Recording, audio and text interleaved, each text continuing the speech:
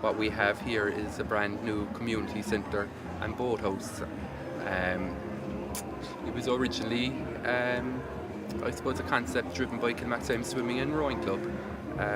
We originally wanted a base, a place to store boats and equipment, so our initial design was for a clubhouse just for the rowing club. But as the project developed and moved forward, we included a community element as well, in the form of a beautiful community hall and associated meeting rooms, and as well as that we have changing rooms, dressing rooms and showers, so that's all the community element. So well, the club started off back as a swimming club originally back in the late 70s, and developed on into a rowing element as well.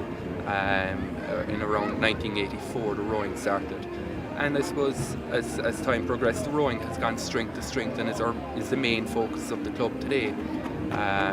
We have about 150 members at the moment, and it's climbing steadily. I guess to start this project we formed a development group, I suppose nearly 10 years ago now. We kind of looked at different ideas. Originally we were just, as I said earlier, we were going to just have a clubhouse and an area just to store boats and equipment. And again, I suppose we were kind of consulting with other groups in the community to see if they would have a need, and we realised that we could broaden the scope of our project and thereby build a multifunctional facility that would be of benefit to all in the community. So, and as you can imagine, a facility like this, there was a lot of money to be raised. The final cost is approximately $500,000 in the scale between buying the site, putting down our rock armour around the site, retaining walls, pontoon, gangway. That's just the site works alone, let alone the building after that. So like we had kind of decided we'd go on a phase by phase basis. The first phase was the site works as I've just described. The next phase was to build the ground floor of the building, and at least at that point there would be a facility to store boats and equipment, and the final phase then was to be the upper floor of the building, where we'd have the community hall, meeting rooms and so on. So in going with that phase by phase basis, we never put ourselves under massive financial strain. We would do one phase, save up money, apply for another grant, do the next phase and so on.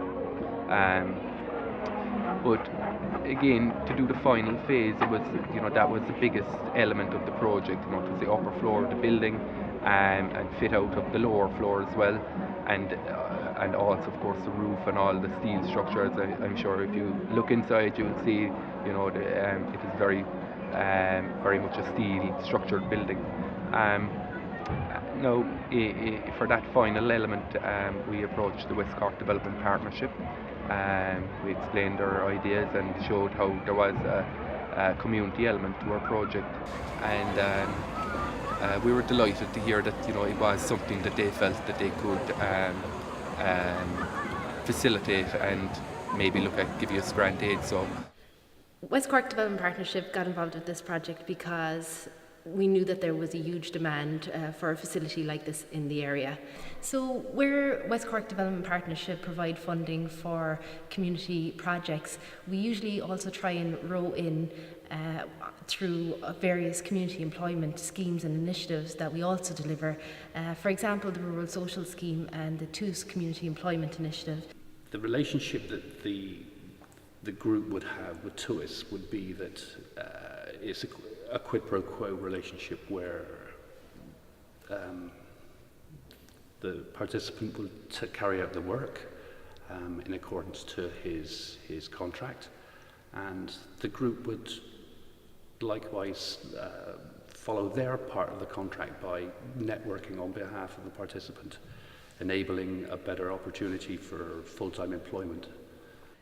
All these groups right throughout the country are all voluntary, so therefore somebody has to maintain these facilities, and as all the group people involved in these places are all voluntary and they've got everyday jobs, so somebody would have to look after us. So this is where we play our part in the Rural Social Scheme. if we didn't have the rural social scheme and if we didn't have the likes of TUS workers who complement each other very well, and then there would be nobody to do these daily chores, and it's of fierce importance to the community and also fierce importance to the workers, because it gives them a little bit of extra income as they're on a low farm income or maybe on a low fishing income.